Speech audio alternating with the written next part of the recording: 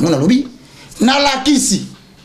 Et je promets à tous les musiciens chrétiens entre guillemets, si vous ne l'êtes pas, tant que Dieu nous a établi sentinelle sur cette nation, nous allons veiller à ce que le produit avarié na ba prédication pe na banzembo eleka te bongo bato balobi na ngake yozo boya Sainte Seine nga lobi na bongo bon siko condition za la après la Sainte Seine 7 jours après vous ne devez pas manger le pain avec la levure siko yo oliaki certainement mais la kiti siko bino bato bato c'est ma Sainte Seine boya ba ke ba célébrer la Sainte Seine sans célébrer la Pâque bon ba ki c'est sous que ba célébrer la Pâque sans que vous allez na 7 jours de pain sans levain. Voilà. Mbote na bino bande ko balandi ya émission au kitoko les réveils na likete boza ba yike liboso ba etando yike na bino ya on a tombé bino déjà boye malamu na plateau ya le réveil. J'ai dit un très grand merci na Igo Malela na Yoshi baza asima caméra, merci na bino, merci na équipe ma lokole TV Europe, merci à papa et maman Nzambi, motema ya maman Marie Manzambi, merci na web de web Clément Kipoyi, motema ya maman Betty Kipoyi, également na papa Manu Ferraim, motema ya maman Angel na Bosanité Midjo Star, merci beaucoup à toi Tolubelo nyaba fête Nikolo Toro Kende. Ben bon voilà. Lelo toye lisusu na nouveau numéro il y a émission Oyo toujours na cadre il y a comment décoder les signes topé les symboles franc-maçonniques au sein des églises de réveil avec le moindre le tout petit de tous les serviteurs dédiés à la personne de l'évangéliste Roger Baka à qui j'ai dit shalom papa. Shalom ma très chère sœur Nancy Kilakidi Kolo Apambolayo puisse l'Éternel et Dieu cette année te donner oignon so abon parce que vous me servirez, vous prendrez soin de mon œuvre et mon Père vous honorera. Zala honoré yo mon côté na famille qui la kidi mobimba, et zala na Poto, et zala na Angola, et zala Kinshasa surtout papa pasteur qui la kidi. Alors na pesi merci na bande ko nyonso bazolanda biso que la grâce de l'Éternel soit avec vous. Sans plus tarder le moindre de tous, le plus petit de tous les serviteurs de Dieu. Na bakisi les petits poissons dans l'eau. Ah ya mukiri. Mbisi andakala ya. Totika bato ko ma baleine ndakala biso tozo kita kaka au fur et à mesure tozo mata tozo kita. Alors le long appelle bino merci na sengi na ozala attentif parce que toko ramasser de manière détaillée belema 3 4 ensuite na signaler yo toko citer na ba signe et symbole non seulement na kata nzembo mutumoko mais aussi na kata l'église de Réveil. Voilà, merci beaucoup et un très grand merci aux grands réalisateurs capables et expérimentés Papingi Namo vrai jeune Mokonzali Rana Batutu, merci l'assistance nayo. C'est pourquoi lorsque des signes pareils passent, on considère que toute la population ce sont des carpettes. Ce sont des ignorants, ce sont des illettrés. C'est une insulte. C'est une injure à toute la communauté des élus. Pour dire, personne d'entre vous n'est capable de voir ce qu'on a fait. Ok, on a message yango wana. Dans le message on a boyina za la soba. Yango na lobi na lakisi. Et je promets à tous les musiciens chrétiens entre guillemets, si vous ne l'êtes pas, tant que Dieu nous a établi sentinelle sur cette nation, nous allons veiller à ce que le produit avarié na ba prédication pe na banzembo eleka te siko nzembo yo batu ba consommer ngo mingi avant kutu clip na ngo bima boy batu déjà ba consommer ngo nzembo amina batu ba consommer ngo en réalité oui mais comment mais banzembo na ba kotina katina bino biso to yeba ite ka cheb loko na clip et mon peuple périt. Faut déconner. À quoi servait votre Saint-Esprit? Il y a un moment donne-toi de la taille spirituelle. Parce que le Saint-Esprit, s'il a de la taille, même s'il n'a rien vu, il va te donner des sentiments émotionnels. On sentir que...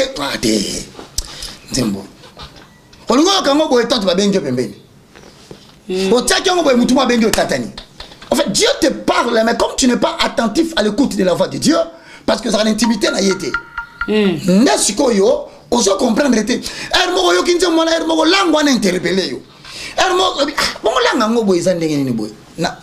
Déjà langue. Elle est déjà l'enchaînement. Pour la langue, on a expliqué parce que sur le composant de l'expression parler en langue. Le livre, ouais, va livrer.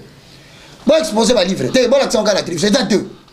Près Premier livre, le fondement de la vie spirituelle dans le christianisme, hein, c'est-à-dire la découverte de ce que l'on est par rapport à Dieu, la découverte de ce que l'on a. Les composantes de l'expression parler en langue. Voyez bien. Les livres amis balé na commis tozolobela sur la pensée élevée à la hauteur de Jésus-Christ. Donc nazo sukaka na côté até nazo koma pe. Naza na troisième livre nazo koma sur de l'ombre à la réalité, de l'ombre à l'image. Yango na bisaki yo. Lokola batu balobi nanga que comment se fait-il que nazo pesa bango explication mususu sur la Sainte Seine. Na lobi na bango lokola blaki Sainte Seine. Nga nazo la sabino pole. Bino monibo la kisanga pe pole. Ok. Ngai na ozonga sukunate. Voilà. Na qu'est-ce que le logo mususu? Tokota wana na Sainte Seine. Tokota pole o toko décoder. Siko poto conclure na makamba mina o bandeko ba consommer déjà nzembo na basani. Le vendredi 6. Na le samedi 7. Tous on a 2 jours de prière. Vendredi to banda de 6h à 18h. Okay. Samedi to zo kaka de minuit à 12h. To silisi. Oh nyonso a consommer kinzembo wana. Kaya ngote. Naba nzembo mususu o pete ba boto mona batu babimi. Bako ta prière na biso. O azana posa ba directive. A obenga biso na ba numéro na ba écran skize moi ça ba numéro nanga. O nyonso moni za na sia c'est mes numéro. Ils ba contact nanga ils appellent na WhatsApp. To tinda kasko ba directive. Pour batu ba sambela. Après na pourquoi tu sali prière de couture, to sanctifier le temple de Dieu en accord avec 1 Corinthiens chapitre 3 le verset 15 à 16. Je paraphrase. Ne savez-vous pas que vos corps sont le temple du Saint-Esprit et que l'Esprit de l'Éternel habite en vous, tel que complété par Ephésiens au chapitre 2, le verset 19 au verset 21. Vous avez été édifiés sur le fondement des apôtres et des prophètes, mais Jésus-Christ étant la pierre angulaire. En lui, tout édifice bien coordonné s'élève pour devenir un temple saint dans la maison de l'Éternel. Mais en lui aussi, vous avez été construits pour être une habitation de Dieu en esprit, tel que complété par acte des apôtres, au chapitre 17, le verset 24. Le Dieu qui a créé le ciel et la terre.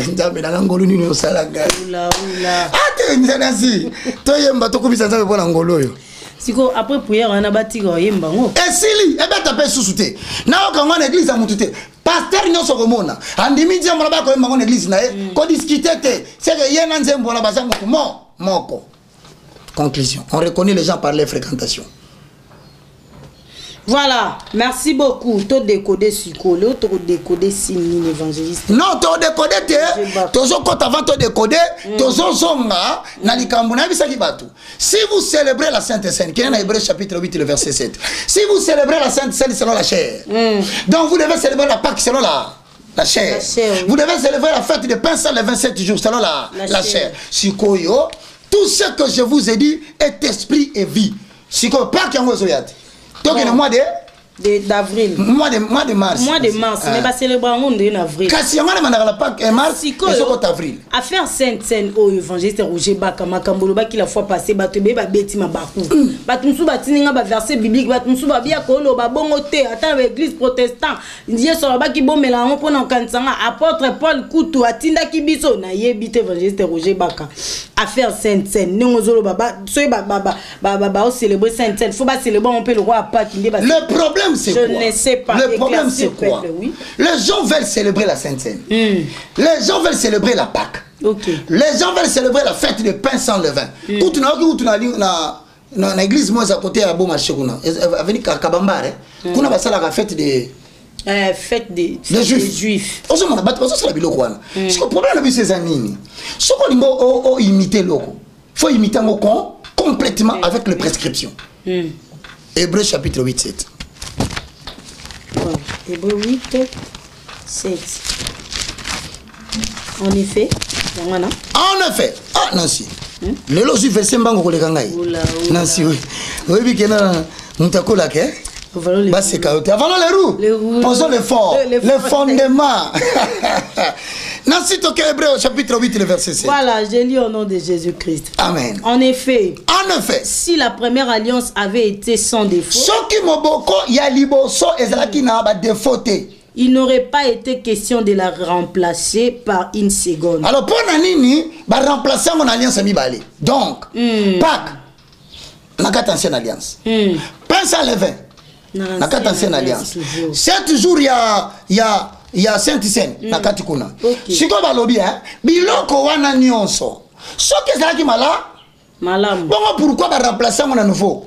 Si le nouveau c'est l'esprit, l'ancien c'est la lettre. Ok. Bon, si c'est la lettre, pourquoi l'avoir remplacé? Parce que moi, je vais vous dire si on va remplacer, on a nini. Et comment nini? Comment nini? Nancy. Car c'est avec l'expression d'un blâme que le Seigneur dit à l'Israël. Mais Seigneur, il y a quoi que l'Israël, l'expression d'un blâme.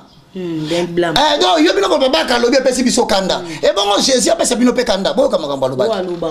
Te ba yo ka Jésus loba ka mabe loba. Jésus lobi bo.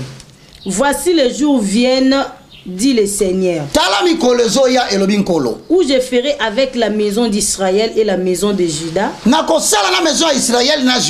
une alliance nouvelle. Alliance yasika, boyokani yasi? Yasika. Soki balobi boyokani yasika, soki moko za yaka. Yakala. Mais na kati ya kala wana, pas que ça te. Isa. Mais alliance ya kala nde sala pak. OK. Parce qu'on alliance ya kala, nde ba sala nini? Faites le pain sans les vins. Parce que bango bazo loba, ba sala le loko wana. Mais pourquoi bazo nga ba esprit ya lettre te? OK. Yango ki Bible lobi la lettre tue. Mais l'esprit vivifie. L'Ancien Testament prêche l'ombre des choses à venir. S'il y a l'ombre, il doit y avoir l'image. Mais si l'ombre, c'est la Sainte Seine. Si l'ombre, c'est la Pâque. Si l'ombre, c'est la fête de pain sans levain. Alors, l'image, c'est quoi? Oula. Ah. Non, si tu es dans la grande école de la révélation de la parole. Yo. Et le maman fidèle. Si quoi, on a n'importe sauté. Ok, ne t'en a pas parti, on a l'alliance à Sikezani. Côté ni na combien? Tu as qu'à place aux Zawana. Voilà, na 9. Non comme l'alliance que j'ai traitée avec leur père. Ezali boyo kanité. Oyo mana yoka na kina ba père na bango. Père na bango comme nena. Tant ba solo ba père na bango. Ata Yoshi, ata Maboko Tripier, ata Merveille. Ba yebi ke père na bango comme Moïse. Na caméraman a dit que l'ancienne alliance représente la loi. Chaque fois que tu vois on parle de l'ancienne alliance, on parle de la loi de Sinaï. Moutaï la loi là c'est Moïse. Yamoko begeyer a dit ko lobate. Nenge mo na bo na mobeko na. Ala kiba tukana yamoko pe ako tité. Mais oya la kibiso Nouvelle Jérusalem. Alors je suis allé m'asseoir à la droite du Père. Moïse a kabola maï. Abimisa bana Israël na kata Égypte. Mais Yesu comme le véritable Moshe. Abimisa biso en Égypte ya masumu. Maya kabola monde ya liwa. Soki alekisa ki bana Israël na kata mai à pied sec parce que mutu moko kokota lo la terre s'il n'est pas d'eau. C'était une forme de baptême na bato na nyonso. Évangéliste Kitandambo pour mundo. Bato balanda ki Pharaon. Comme bazaki na bango ba innocent. Pharaon tati atinda ki bango. Bato ni bakobika ndenge ni bakobika na mai ya baptême. Ya mai et sopela ki bango ki bango. Donc ce sont des gens que Dieu a pris en charge. OK. Parce qu'ils sont morts par immersion. Parce que s'ils n'étaient pas entrés dans l'eau, les deux conditions n'allaient pas être réunies. Tu ne peux pas entrer dans le royaume de Dieu si tu n'es pas baptisé d'eau et d'esprit. Il y a un la lettre. Mais l'esprit de révélation, Matthieu chapitre 16, le verset 17 au verset 18. Tu es Simon, moi je t'appelle Pierre, sur toi j'ai bâtirai mon église. Église de ton ami Nicolo ya Libanga. Et ton ami Nicolo ya Simon T.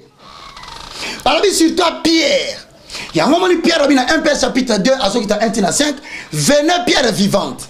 Rejeté par l'Éternel, mais vous avez trouvé du prix aux yeux de l'Éternel. Donc, dans le royaume des cieux, Bakaza Pierre. Ninamaza Pierre. Yosiaza Pierre. Maboko Tripaza Yepe Pierre. Bon, Nancy Ngape Pierre. Pierrette. Ah, Pierrette. Quand même au féminin. Si quoi yo, pour la litoa mabanga.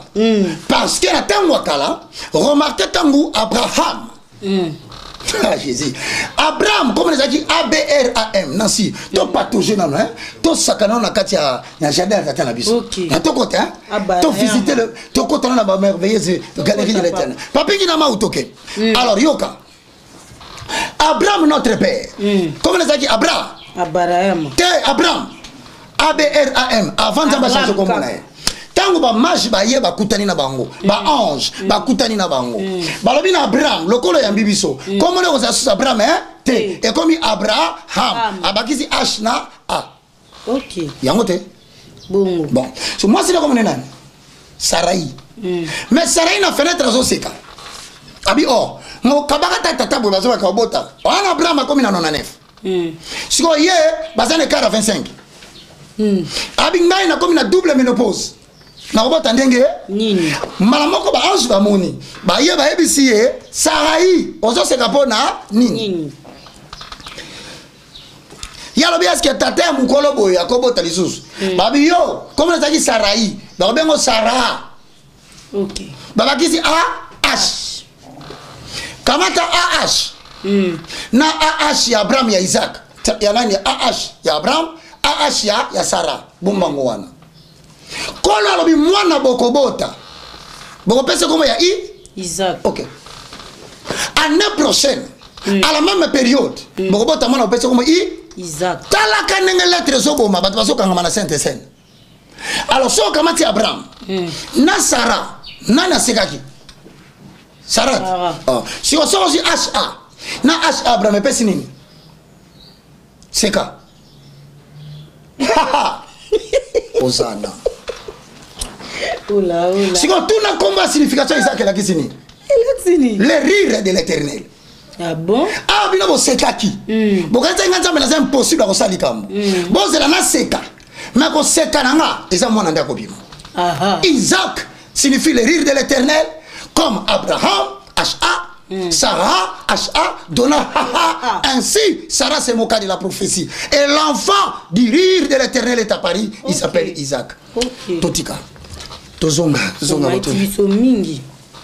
Si quoi yo, to comme na tangu ya vérité. Moi koko ça va ton écriture exacte. Awa tozolo ba l'ancienne alliance, c'est l'ombre des choses à venir. Si quoi mutuma lobi na ngai papa Roger. Et wana eza verset ngolo bake, babo yango te toke. Tangela ngai Hébreu chapitre 8. Tout ça est dans Hébreu 8. Le verset 13. En disant, yangwana. OK. En disant une alliance nouvelle, il a déclaré la première ancienne or. Donc, en disant une alliance nouvelle, il a déclaré l'ancienne et la première. OK. Il a déclaré ancienne la première. Donc, oya liboso, alliance ya Moïse. Il n'y a pas. Il n'y a pas si. Il y a Pâques. Il y a fête de pain sans levain. Il y a pas ce que ça lelo. Et comme il y a ka. Bon, c'est comme il y a ka continue or. Or. Naboye. Ce qui est ancien. Oh non, c'est comme il y a ka là. Ce qui a vieilli. Et comme il moubangue. Et près de disparaître. Et bou. Mais bien vous continuer au pourquoi? En pratiquant la Sainte Seine comme vous le faites. En faisant des concerts de la Pâques comme un musicien chrétien basanganaka. Et si là en aso banabino. Boti kaba concert bozobeta parce que dans la célébration de la Pâque, concert yanzembo za la kati. Et ça la caractéristique pour célébrer la Pâque. Na ina lo bangolelo avant sisa basina nga suka. Yangwana lobi na bino. Si vous allez célébrer la Sainte Seine, vous devez chercher le pain sans levain. Ne cherchez pas non plus à prendre le vitalo. Parce que cela ne représente pas cela. Vous devez respecter le rituel tel que ça a été établi, la liturgie telle que ça a été établi. Yango sikoyo, bato va célébrer Pâques. Boyo kandenga ni Israël va ko célébrer Pâques. OK. Pâques ezali expression image de Jésus-Christ. La Pâques on va Christ, notre Pâques est immolé. Et ngola kisaboye.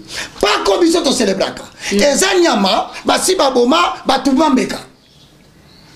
Sikoyo. Israël a la Pâques naïe juive. Pâques naïe, c'est la date de l'indépendance et de la libération du peuple juif au milieu de la nation égyptienne au Kangaki Bango. OK. Ce qui ont célébré en haut. Aux autres, le Congo, tu as Braza Bakangaki Biso. Ou soit au Congo, tu as Rwanda Bakangaki Biso. Ou soit au Congo, tu as Burundi ou na Zambie. Mais en réalité, Bakanga Biso. Biso Bakanga Biso. Donc quand tu vas Dengue. Mais pour toi, la nation. Ce n'est pas tous ceux qui sont la descendance des biologiques d'Abraham qui sont appelés la postérité. Et ça, bateau babo tamité. Namakila, il y a descendance, il y a Ismaël, plutôt il y a Abraham. Nebo bengi bana nzambe. Biso to bengi bana nzambe par rapport à l'étoile du ciel. OK. Remarquez, Zambe ta nga pombo Abraham. Il fait l'amour de la parole. Ah, nzembo moko na sila lingaka. Mokolo moko na mwanda e. Précisément na banana e. Kolo opesi ngai nzembo ya kokumisa yo. Natali likolo. Natali penanse ya.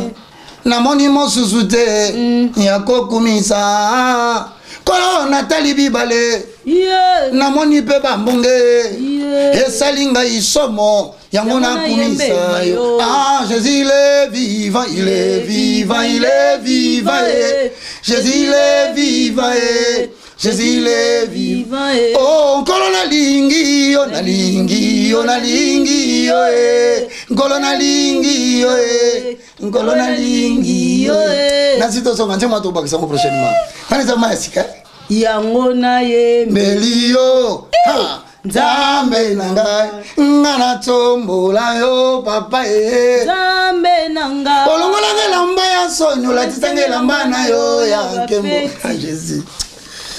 Oula nga nzambe uzo mama po nini falo tika ya muna ndina osalela yo. Mon cœur est blessé. Fala mona ilo kaza ko sepela yango na sali. Ok, ça peut signer par maman mususu tokoba. Tokoba papa pain sans levain. Si quand on dit ça va tout va se célébrer Pâques. C'est toujours dans les décodages. Ça dit toujours décoder ba signe. Pour toi la tchaba tout que émission oyo, et ça la mission ya ko kamata église corps de Christ. Ya ko mission ko pena na mo lili pour ba kota na po, na po. Si quand le corps de mettre sur la Pâques, nasi. To zongi na Exode. Exode chapitre 12. Batunandaku, babi misela biso merveille. Yo place aux akuna. Soyez la pesi au verset. O la kisiango. Mais signe na koloba, nyamo na koloba yo bimisi. Après to pesi explication, il y a image na ye. OK. Exode combien? 12. Tozo bandango na verset 3, toké. Verset 3. OK. Voilà, je lis au nom de Jésus. Amen. Parlez à toute l'ensemble d'Israël. Et dites. Le deuxième jour de ce mois. Attention. On prendra un. Et dites. Et dites. Bien. Et dites. Les 10 ok. Donc c'est dit la Torah de la divinité dans la carte cerveau nanti. Voilà le rouleau. Posons le fort. Dans la canonge mise sur le bina binansi.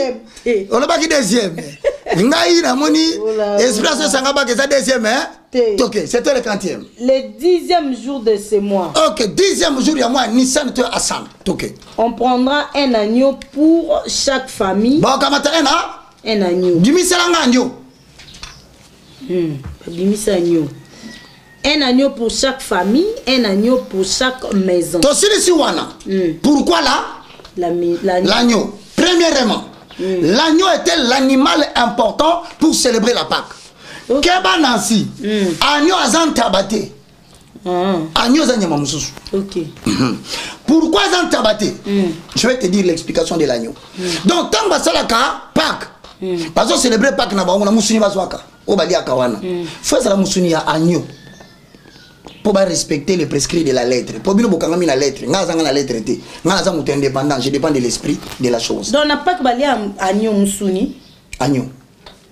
Il y a pas été fait juif agneau. OK. Tu n'as pas agneau pour une différent. Point agneau différent. Pourquoi pas bouc? Pourquoi vous prendrez un bouc ou une chèvre? Babika l'agneau. Pourquoi? Parce que zo meme hein? Kende na ko ba boma na ntaba na lokolama. Voilà batama tongi va se faire bien. Ayebi lo. Ya rozo ba kabi lokolama. Ouais na ibatende ninde konanga. Alors papingi na mao. Balobi keno ko zo ntaba. Boma na réaction ni se ba kangi ntaba. Tamba ota singa. Poma machaye poma bakanga basala kendeni. Babati bakangi singa poma boma. Réaction ntaba ya ngani? Ntaba sala ni. Asani. Oh. Yo no mona no tabananga tomboka te so bali baboma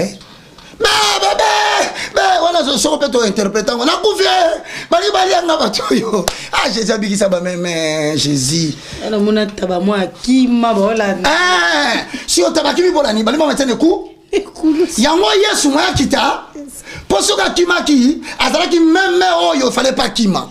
Mais même on il fallait ça tabater pourquoi? Parce qu'il tabaki akima. Agno azanyama osoko jouer dans son ngo bomaye azuki avant d'akanye. Même agno a to poussa ni so zumbelo simbi azota lokaka. Obetika asutuki kaka. Les caractéristiques de l'agneau symbolisent les caractéristiques de Jésus-Christ de Nazareth. Il s'est donné lui-même. L'agneau pascal. L'agneau a discuté taboité. N'a pas su à même qui. Quand azo kenanzele kulusu, batu bakamatize bayembi. Ye wana azali komata. Nangoma na Golgotha. Ekulusu na mapeka na ye. Halinginde kokweya. Halati na moto na ye. Halati motole ya nzube. Makila mazali kotanga. Na elongi na ye. Oh nkolo Yesu. Amona kimpasi. Oh mwana nzambe. Mpate na nzambe. Mpate aboy kokima nansi lokola agneau. Donc c'est bon célébrer Pâques. Bon célébrer kangona na agneau autrement dit bon ça ngoli susu te so ki agneau azate. Et mais papa qui ba senten ba célébrer zara li pendant 20. Nansi tango komi na ngomba ya Golgotha le lieu de crâne. Na fatigue wana lokola Simon de Cyrène l'Africain a même ça qui a coulé sous bonne étape à souka comme à la croix et le moment c'est que l'Afrique sera le continent qui recevra l'évangile de retour de Jésus-Christ pour le préparer vers l'église au Messie. Donc notre autres en Afrique boye n'est pas africain comme ma parole c'est parce que comme une étape il y a Simon de Cyrène ou à qui croit pour ça le parachèvement de l'œuvre de la croix. OK. Il y a un moment où ça va évangéliste l'Afrique. Et parmi les pays africains, le pays qui est au centre s'appelle la République démocratique du Congo. C'est une nation prophétique qui va susciter l'éveil de l'évangile dans le monde. Notre beau portée spirituelle à Makambango. Ok. Alors Simon de Cyrène, comme c'est un Éthiopien, alors maintenant comme l'Afrique est représentée par Mutuwana, et nous avons basiko yesu comme na Golgotha, ami pesi loboko na emoko. Ba on a une illustration à Passion du Christ. Balaki sika capture d'écran. Taninga so pesa lobo. Taninga so nyokwam. Il a pris la place de l'agneau. Mais ce que le col a sur place il y a agneau. Ancienne alliance zo kufa. Hébreu 8 c'est bandio kokisam. Ancienne alliance bandio vieillir. Il y a sikenya kota. Il y a sikenya Jésus-Christ est là. C'est l'esprit qui vivifie. La chair ne sert de rien. Alors tu continues à régime il y a Saint-Esprit. Il faut eloko nyonso est dans l'explication spirituelle. Tozongi. Nansi tu n'as pas question.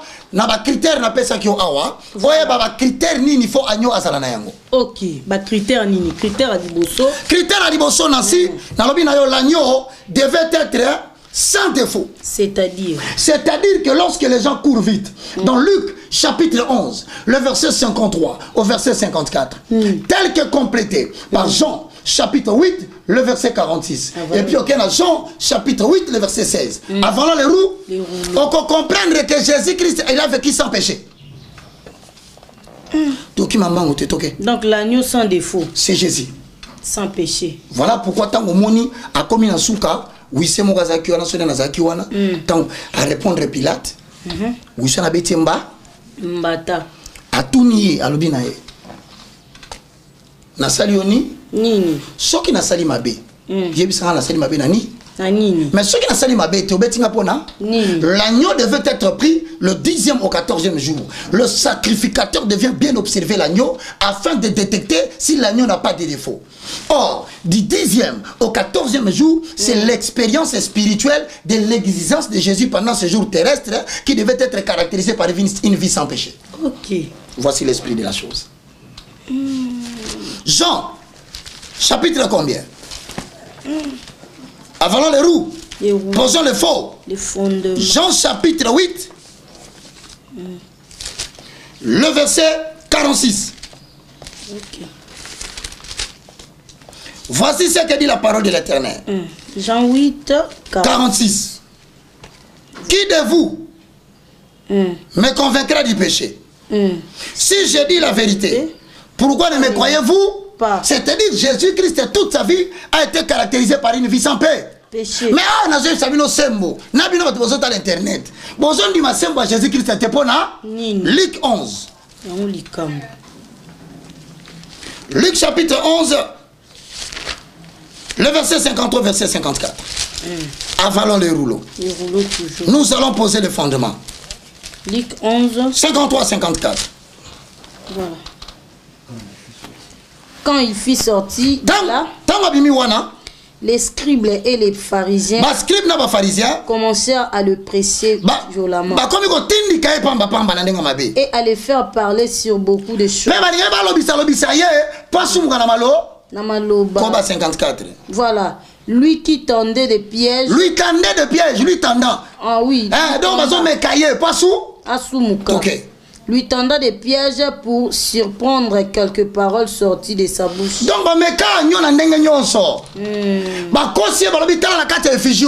est-ce qu'il fallait pas les élèves foutre en paco mutambo? Non, qui n'a fait maningala, mutumo ganga simagunda. Yasu, kebeza mutambo. Donc, mais qui Jésus, mais il était l'agneau du 10e au 14e jour qui n'avait pas de défauts. Premier point, c'est l'esprit de la lettre. Deuxième point. Deuxième point. L'agneau ainsi éprouvé devait être égorgé. Jean 12, 24.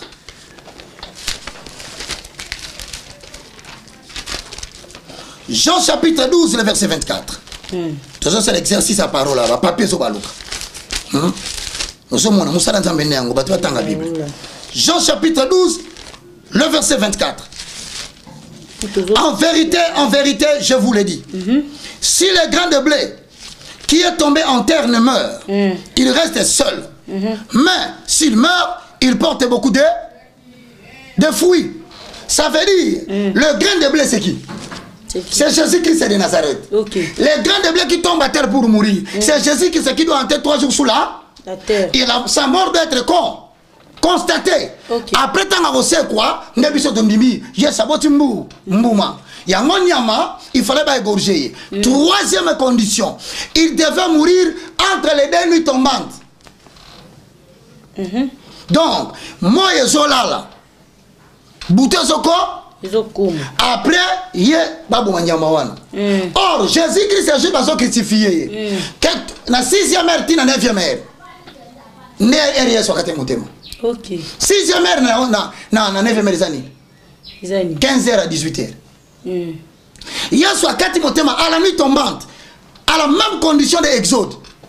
Donc, il y a soit mais entre 2 nuits tombantes. Donc, c'est-à-dire que na 18h, il y a soit 4 motema du père. Ok. Elia, la machabaktari. Mon Dieu, pourquoi m'as-tu abandonné? Après avoir ainsi parlé, il soupira et il rendit l'âme. Yonde pole nangai. Oyo natelaka motema. Yonde mwinda nangai. Nzela oyo nabilaka. Nakokende lisusu wapye. Yonde maloba na bombo. Etamboli nanga na sena moyoyo. Ekamba mina yonkolo. Yonde pole. Troisième condition. L'agneau devait être mangé avec du pain sans levain. Ok. Ainsi égorgé, le sang de l'animal devait être placé sur les linteaux de la porte. Est-ce qu'il y a un concert dans le bassin qui bon? Concert, célébration Pâques. D'abord, ta concert, il faut pas régner. Mais puisque vous célébrer Pâques, il faut que vous Pâques n'ayez pas condition. Ok. Balobi, makila nyama. Il fallait pas parler dans lento. Parce que quand tu as makila dans lento, la kisi ni. Ah baba kisi, il fallait le manger avec le pain sans levain. Mais pourquoi seulement les manger avec le pain sans levain? Premièrement, lorsqu'on parle, la kisa lit pas, papa la kisa lit pas. Le pain sans levain a une portée significative. Il témoignait de la précipitation dans laquelle il eut lieu la sortie d'Égypte. Voir Exode 12, 11, Exode 12, 39, Deutéronome 16, 3. Mais il ne faut pas oublier que le sang de l'animal qui était égorgé devait être placé sur les linteaux de la porte. Quelle est l'explication spirituelle de cela? Parce que le lot, quand vous êtes dans la peinture, il y a peinture comme on dit, Pierre de France. Vous avez peinture de Pierre de France, n'importe où. Vous ne pouvez pas alors il faut que ça la bombe. Mais pour la ça la sous-bomboté. Bon, comprendre le porté spirituel, il y a les sons qui devaient être appliqués sur la porte. Ça veut dire tout simplement ceci. C'est l'appropriation du salut. Il fallait que tout le monde puisse croire ou s'approprier. Si tu confesses de ta bouche le Seigneur Jésus-Christ, si tu crois dans ton cœur que Dieu l'a ressuscité d'entre les morts, tu seras sauvé. Alors si tu crois, tu seras sauvé toi et ta femme. Ta famille. Mais le salut est individuel. Faut pas que la mafoud makila la kisi yamba yesu la kisa utatola yomoko. Romains chapitre 10 verset 9. Toso kende. Il nous le battait le quoi, si tu crois, moi tu seras sauvé, toi et ta famille. Famille baboya. Encore baboy, le roi encore talola. C'est l'appropriation du salut. Nasi bakisa. Il fallait que cela soit mangé par des herbes vertes. Ah? Les herbes vertes. Amères. Matiti à bololo. Matiti ni. Oh non, c'est nazoloba. Ma kasa ya bololo. Donc bozo kamatanja ma bozolia na katanda. Mais bokamati yoka ba condition hein. Après l'avoir égorgé, makina le boté la porte. Il faut voler à la nuit tombante. Donc entre moi et eux qui t'a bouté zoko. Mais kuna bazo célébrer pas que na tongo. OK. Ba poni pe dimanche moko na 8h à 9h. Or que kuna balobi ezali na 6e heure tena 9e heure. Mais bilo bozo nga bosa la makambo yo bande ko na ngai. Na bino moko. Bozo kanisa penza ke mayelo nga na zui. Ya ko interpréter les saintes écritures pour faire sortir les révélations boye uti pa na nga moko to na tanga la classe. Nga na tangi classe moko te ya mamba théologie. Nga na pasteur moko ta tangi singa Bible. Ngai nzambe na zo sambela azo misapina azo la kisanga explication makambo. Peso pesa nga ba démonstration ba Bible ya ba verset. Nga mo na fana ya solo Saint-Esprit tu as raison, ça c'est vrai. Bon, si vous avez pourquoi ne croyez-vous pas à l'évangile qu'on vous prêche pour que demain vous soyez sauvés? Vous devez manger l'animal avec les herbes amères.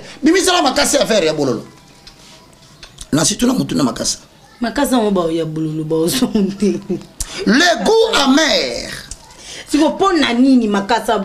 Parce que le goût amer de l'herbe rappelait aux enfants d'Israël l'esclavage en Égypte, à savoir Exode chapitre 1, le verset 14. Dieu voulait garder en eux le souvenir. Babo sanakate, zamba libera bango na esclavage ya pasi ya makasi. Ne bololo na monoko. Bo biso batuzana biso biso. Tolé su makasa wana biso sikoyo alobi boye. Biso alobi. Vous au contraire, vous êtes un peuple choisi. Et là. Un sacerdoce roi. Royal. Chacun marchait selon ses propres voies. Mais la Bible, si vous avez la Massou. Bon, tu as la Pâque pour organiser Égypte. Mais biso devons célébrer Pâque, Christ qui est immolé, en se souvenant qu'un jour, tu as une Massou. Massou, Sakana qui n'a biso, mais Lélo, tu as commis un peuple élu, une nation, un peuple choisi, une nation royale, un sacerdoce royal. Donc, biso, en célébrant par les louanges, par l'adoration, par la méditation de la parole de Dieu, dans la vie de la crainte, nous nous rappelons, en obéissant à la parole de Dieu, tout à un esclavage Yamassou. Donc, ils ont important et tout on n'a lit pas. Dans le chapitre 12, le verset 9, vous connaîtrez la vérité et la vérité vous affranchira. Jean chapitre 6, le verset 63. Tout ce que je vous ai dit est esprit et vie. Donc, makambo non sur la soloba, au cause on a traité. C'est tout un esprit, mais cet esprit donne une vie. Le lenga robi, ya robika. Kosonga na lokobika kalate parce que c'est vieillir. Sur le lenga robika, c'est l'esprit des Écritures. Or, avant de manger l'animal, il devait être rôti au feu. Exode chapitre 12, le verset 9. On tue le mot très important. On le bisoto célébrer Pâques qui est l'image du Christ. Hosanna. Bisoto célébrer na ba louange na ba adoration c'est que c'est important na niveau to komi ah OK na lobi no teke to ko sala louange na adoration pour nga na lo ba mamba célébration pas so que bandimi yango pourquoi ba jema kasete parce que so obuki mobeko moko obuki nyonso OK mais pour le ngoto sa moko na kati otika misusu so to sa mobimba dans ce ton ndimi yango il faut to lire to zonga mobimba poto boy yesuti to zonga na pa kakala roti au fait rappelle le souvenir de l'esclavage en Égypte mais attention non les herbes vertes amères pour les symboles il y a Israël va se souvenir mais basé na carte esclavage mais roti au fait papa mi sala moto kuna écran c'est la méthode de cuisson très souvent utilisée par le berger nomade. Ça évoque ainsi la vie d'Israël dans le désert. Donc le feu par lequel on rôtissait l'animal était un message spirituel qui évoquait la vie nomade d'Israël dans le désert. Or aujourd'hui, on ne peut plus le célébrer parce qu'on ne peut pas rôtir au feu, parce qu'Israël n'est plus un peuple nomade. C'est un peuple sédentaire. Azwa mabele avandi. Si on veut célébrer la moto, on célébrer la ondenge. On célébrer nini. Ne bat balonga Congo ba ngende proto diaspora. Donc voilà besoin ngabo seka bo finga ba diaspora. Talande ba zoki mamboka na boba zoki ne donc rôtir au feu. Rôtir au feu c'est monte peri na Kinshasa. Na Kinshasa. Batu nyonso ndela Turquie to bo amana Grèce. Nancy Kila Kidi. Oula. Condition suivante. Exode chapitre 12, le verset 11. Vous devez le manger avec la ceinture sur le rein. Ah? Le sandal au pied. Kolata kachite. Soulier. Giorgio Armani. Wana ba pasteur biso nyonso bongo. Kolata Louis Vuitton te. Onaï. Griffe na yo, ceinture na luke. Sandal na mako. Ko bandala bandi minyonso. Ti na episcopo exact to combinaison. Basi na mibali. Bino nyonso. Bogolata c'est ceinture. Siko bino matozo c'est ma ceinture. Boye ba ke ba célébrer la sainte sans célébrer la Pâque. Boba qui sait que ba célébrer la Pâque sans que vous allez na 7 jours de pain sans levain. Soko lié lipa. Moni pere ko sala ki sainte wana. Ko bandala ndio ati ndio ko yakuna. Mutaso mbali pa ipakte. Kosomba lipa kovadisi te bo bataka levir. Comme la tina tongo na lipate. Na zo bozo kanga bien. Yo tolobaki na ngao na zo ko selino makamu na sainte scène. Na lobi no 7 jours de kolanda. Oyo nyonso aliaki lipa. Batia levir na kati ameli na ngoti. Bako retrancher parmi le peuple d'Israël tu es pigné à la mort. Si yo toliaki lipa sort les années. Dande to genda ko milan to meli le lobi lipa. Yo batuna limbisi yo hein. Bongo bato balobi na ngake yo zo boya sainte scène nga lobi na bongo bon siko conditions à la après la sainte scène 7 jours après vous ne devez pas manger le pain avec la levure siko yo oliaki certainement mais la kiti certainement au joie qui pour les gens ba misgel non ba ka lipa nyonso ba fabriquer ka ba on levure pourquoi parce que la pâte doit gonfler pour que le matin ça la gâteau tout ça la lipa or levure ça le boko ya mutu mutu na boka lait Lévi. Or, gonflement à pâte. Pour lobby et vimba et batbali yango, ça symbolise Jésus-Christ de Nazareth. C'est lui le pain. Mais on ne peut pas mettre la levure parce que si on dit levure au tiers, et là qui c'est que le bon qu'on a monté participer dans la résurrection à Jésus-Christ de Nazareth. Or, il a été gonflé la nuit, 3 jours après il est ressuscité, sans l'effort de la main de quelqu'un. C'est Dieu qui a ouvert la grotte. Alors, on lui banga, le bon comme tu sais la quitter. Mais yo ou tu goli à lipa. Voilà. Osa mutu fo coup. C'est ngam na lobaki. Je peux te limbisa batu. To senga bolimbis. OK. Tokomi na suka, célébration pas qui peut to conclure batu ba ki concert, batika. Soit qui ba ki concert bala ta ceinture et la kisi. Dans Israël, à l'intérieur d'une maison, on ne portait pas la ceinture parce que c'est la position de repos. OK. Au moins aux robe na otiki yango ample. Au vandandako. Mais comment se fait-il que batu bazoli pas na kati ndako? Mais balata ceinture parce que ceinture y a une signification. Si qu'on ceinture on a sur Hébreux chapitre 8 le verset 10 à 12. Prenez par-dessus tout la ceinture. Ba recommander ceinture mon akatuna. Ceinture on va passer en signification. Signification na mwezani. Hébreux chapitre 6. OK. Solo ngotanga mbango po bito komina suka. Te to komina suka. Or, à l'intérieur de la maison, tu as ceinture, papa. On ne portait ni ceinture, ni les sandales. Mais, si on met les sandales, cela constitue un acte de foi dont la promesse est divine de la libération et qui attestait le départ imminent des enfants d'Israël. Donc,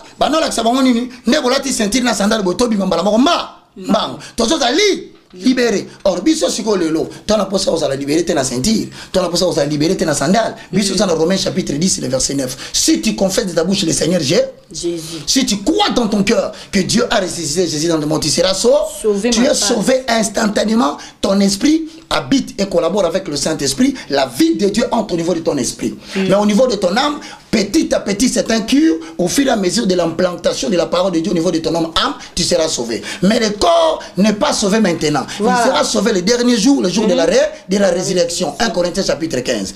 Nasi ici. To senga bolimbisi. To bon de la pona baka ki amina.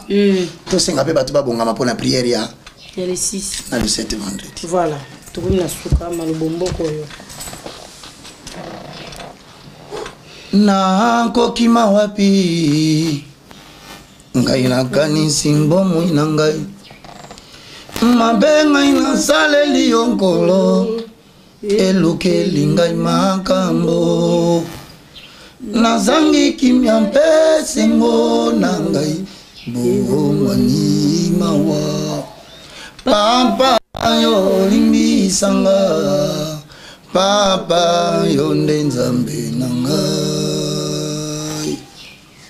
ngai nakokende epai na papa ngai nakondima mabe na ngai ngai nakoloba na ye papa limbisa mabe na ngai ngai nakoloba na ye lisusu ngai moko nakoki te papa simba bomoi na ngai limbisa mabe na ngai na kokoka na ngai te komisunga ngai moko yango ngai na ye pai na yo oyokelanga mawa kanisa misala na Yesu kuna na ikulusu sopaki makila na ye poete ngai na bikisama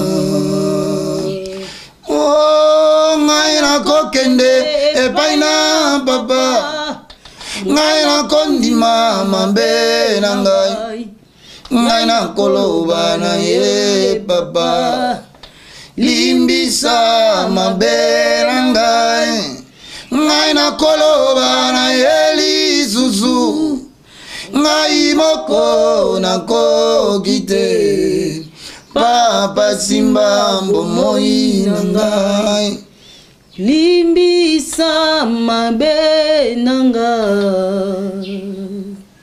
Éternel Dieu, tu as dit, allez partout dans le monde, faites de toutes les nations mes disciples. Matthieu chapitre 28, le verset 18 à 19. Apprenez-leur à obéir à tout ce que je vous ai prescrit. Et voici, je suis avec vous jusqu'à la fin des temps. Je prie, Père, pour ceux qui étaient ignorants, qui ont consommé des chansons, qui jusqu'au jour d'aujourd'hui marient de nuit, femmes de nuit, de maladies, des échecs répétés, et une vie de confusion et d'humiliation, parce qu'ils n'ont pas compris qu'ils sont allés vers Baal. Mais tu n'es pas un Dieu qui rejette seulement. Jonas a dit, tu es un Dieu lent à la colère.